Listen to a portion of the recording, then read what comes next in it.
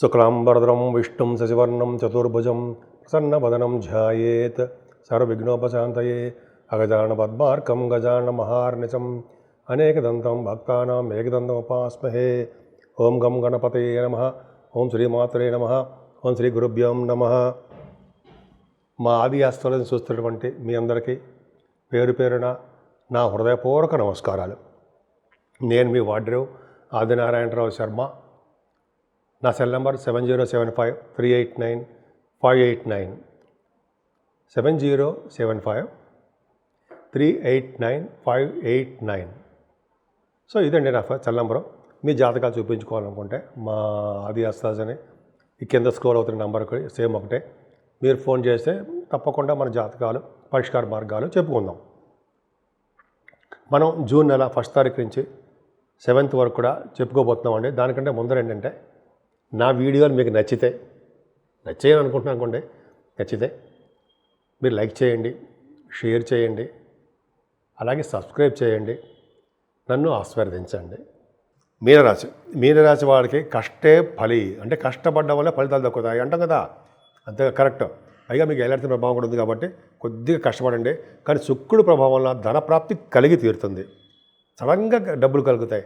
తర్వాత మీకు మీ ఆడవాళ్ళ వలన, అంటే తల్లి వల్ల కానీ భార్య గారి వల్ల కానీ, ఇలా లేడీస్ వలన మీకు ధనప్రాప్తి కలుగుతుంది. అదృష్టం ఉందండి.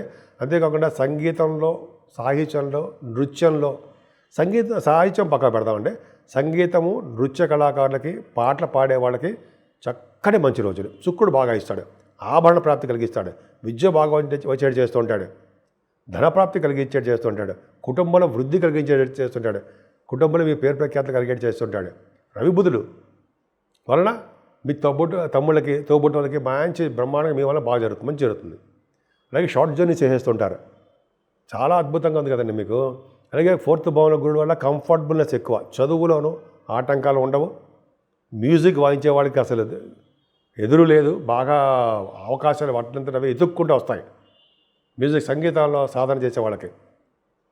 అంతేకాకుండా మీకు పంట పొలాలు ఉన్నాయనుకోండి, అంటే రైతులు వాళ్ళకి కూడా మంచి యోగవంతమైన కాలం అని చెప్తాం. ఫైనాన్షియల్ స్టేటస్ పెరుగుతుంది. చంద్రమంగళ యోగాలు ఉన్నారు కంటే పంచమ స్థానం. పిల్లలు బాగుంటారండి. ఆడపిల్లలు కానీ మగపిల్లలు కానీ చాలా అద్భుతంగా ఉంటారు. వాళ్ళు డెవలప్మెంట్స్ ఉంటాయి. ఈ స్టాక్ మార్కెట్, షేర్ మార్కెట్ అంటాం కదా, స్టాకు, షేర్స్, స్పెక్యులేషన్, వాటిలో కూడా మీకు సక్సెస్ రేట్గా ఉంటుంది.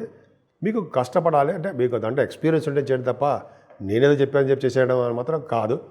అది చాలా బాగుందండి. ఏదైనా 6వ భావంలో కేతు మిమ్మల్ని ఉన్నతంగా రాణించేది చేస్తుంటే, భూములు, వాహనాలు, గృహాలు, కష్టానికి పడ్డ ఫలితాలు, ఒక్క కేతు మిమ్మల్ని పైకి లాక్కొస్తుంటాడు.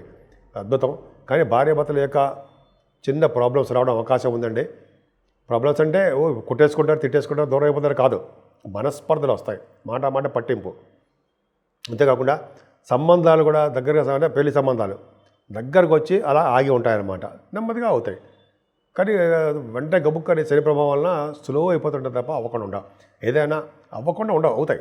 ఏదైనా అష్టమ స్థానం చాలా బాగుందండి. కుజుడు, గురుడు చూడడం వల్ల ఆరోగ్యం ఎక్కువ బాగుంటుందండి. మీకు తృప్తిగా, డైనమిక్గా, స్పోర్టీగా, బ్రహ్మాండంగా ఉంటారు మీరు.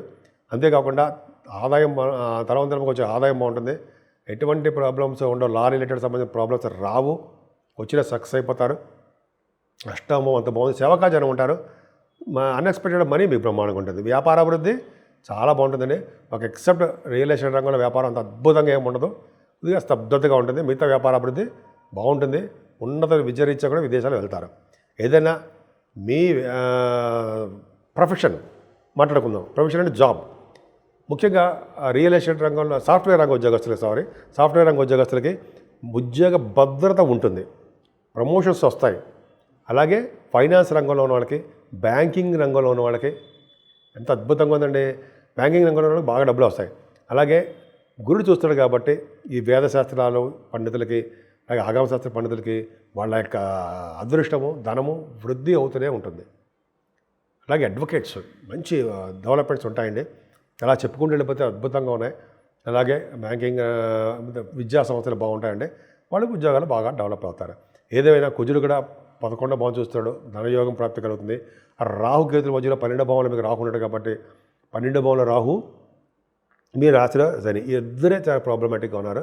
కాబట్టి రాహు సంబంధించిన పరిణామంలో గురుడు దృష్టి ఉంది, కుజ దృష్టి కూడా రాబోతుంది. సో కాబట్టి రాహు వల్ల ఇబ్బంది అంతగా ఉండదు. కానీ కాదు, రాహు వల్ల కదా అమ్మవారి పూజలు చేసుకోవడం మంచిదే. రాహుకేతుల మధ్యలో ప్లానెట్ పొజిషన్ అంతా ఉండిపోయింది కాబట్టి అమ్మవారి పూజలు చేసుకోండి. అంతేకాకుండా సుబ్రహ్మణ్య స్వామి ఆరాధన కూడా చేసుకుంటూ ఉండాలి. అంతేకాకుండా మీరు చేసేటువంటి శివాభిషేకాలు కూడా మంచి ఫలితాలు ఇవ్వడానికి కూడా అవకాశాలు ఎక్కువ ఉన్నాయి. అంతేకాకుండా ఈ శని రాహువుల కాంబినేషను, పైగా కుజుడు రాహువు కేతువులు సర్పదోషాలు. కాబట్టి మీరు సాధ్యమైనంత వరకు అవకాశాలు ఉంటే మనం కాళహస్తిలో శ్రీకాళహస్తిలో రాహుకేతులు పూజలు చేంజ్ చేసుకోవడం, రాహుకేతుల దోషం పోగొట్టుకుంటవచ్చు. కుజుడికి సంబంధించిన పూజలు ఎక్కడ చేసుకుంటే చాలా బాగుంటుందండి. మందపతి మోపిదేవి అంటాం కదా, సారీ మందపతి కాదు, మోపిదేవిలో చేసుకుంటే అంటే ఆ ప్రభావం వేరేగా ఉంటుంది అబ్బా అంటాం కదా, కుజుడి యొక్క ప్రభావం. అట్లా అద్భుతమైన ఫలితాలు ఉంటాయండి. సో ఈ కొద్ది రోజులు మాత్రము రాహుకేతుల మధ్యలోనూ కుజుడి మధ్యలోనూ ఈ ప్లానెట్ పొజిషన్ అంతా ఆగిపోయింది. జూన్ నెల మొత్తం అనుకుంటా కొద్దిగా జాగ్రత్తగా ఉంటూ మనం ముందంజలు వెళ్తే ఎటువంటి ప్రాబ్లమ్స్ ఉండవు. 12 రాశుల వారికి చెప్పదగ్గ సూచన ఏంటయ్యా అంటే, ఎప్పుడు చెప్తున్నట్టుగానే మేషరాశి నుంచి వృషభ రాశి వారు, మేషరాశి నుంచి మీనరాశి వారు కూడా ముఖ్యంగా అన్ని గ్రహాలు రాహుకేతుల మధ్యలో బంధించబడ్డాయి. అంటే విపరీతమైన రాజయోగాలు కలగవు, కొద్దిగా చిన్న ఇబ్బంది కలుగుతూ ఉంటాయి. కాబట్టి మనం సర్పదోషం, మనం అంటే అన్ని రాశుల వాళ్ళు సర్పదోషంలో ఉండిపోయాం. అందుకని చాలా పోట్లాట్లు, తగాదాలు, మనస్పార్థలు, చికాకులు, కోపావేశాలు ఇవన్నీ ఉన్నాయి కదా, అవన్నీ తగ్గిపోతాయి. రాను కదా అవన్నీ తగ్గడానికి అవకాశాలు ఉన్నాయి. అందుకనే కాళహస్తిలో కానీ దగ్గర ప్రాంతంలో ఎక్కడున్నా సరే రాహుకు పూజ చేయించుకోండి సుమా. రాహుకేతువులకి పూజలు ఖచ్చితంగా చేయించుకోవాలండి. అంతేకాకుండా అమ్మవారిని పూజించడం వల్ల రాహు కంట్రోల్లోకి వస్తాడు, వినాయకుడిని పూజించడం వల్ల కేతువు కంట్రోల్లోకి వస్తాడు. చూసారా, కుజుడు మరి ఆయన పూజించడం వల్ల సర్వదా సౌఖ్యమే. సుబ్రహ్మణ్య స్వామిని పూజించడం వల్ల కుజుడు కూడా మంచి బలవంతుడు అయిపోతాడు. కాబట్టి ఇవన్నీ చాలా సర్వసాధారణంగా మనం మీ దేవుడు, ఏ దేవుడు మీకు ఇష్టం ఉంటే ఆ దేవుడిని పూజించడం మంచిదండి. దత్తాత్రేయ స్వామి వారు కానీ, దక్షిణామూర్తి గారు కానీ, శివుడు కానీ, మీకు చాలామంది ఇష్టం కదండి పూజలు చేసుకోవడం. సరస్వతి అమ్మవారు అండి, మర్చిపోతుంటాం మనం. సరస్వతి అమ్మవారి పూజలు చేసుకుంటే ఆవిడ నాలుక మీద నాట్యం చేస్తూ ఉండమని, బ్రహ్మదేవుడిని ముఖ మీద వర్చస్సు పెంచమని మనం కోరుకుంటూ ఉండాలట. అందుకే అమ్మవారిని పూజ చేసుకుంటే నాలుక మీద నాట్యం చేస్తుంది ఆవిడ. అంటే నాట్యం చేయడం అంటే మన పలికే పలుకులు అద్భుతంగా ఉంటాయన్నమాట. అందుకనే సరస్వతి అమ్మవారిని ఎప్పుడూ ఎట్టి పరిస్థితుల్లో మర్చిపోకూడదు, మనం పూజ చేసుకోవాల్సిందే.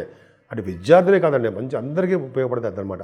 సో అన్ని గ్రహాల, అన్ని రాశుల వాళ్ళకి సర్వశుభాలు, సర్వసౌఖ్యాలు కలగాలని, అన్ని సందర్భాల్లో కూడా మీరు సంపూర్ణ ఆరోగ్యవంతులుగా ఉండాలని, ముఖ్యంగా అది కావాల్సిందే ఆరోగ్యం.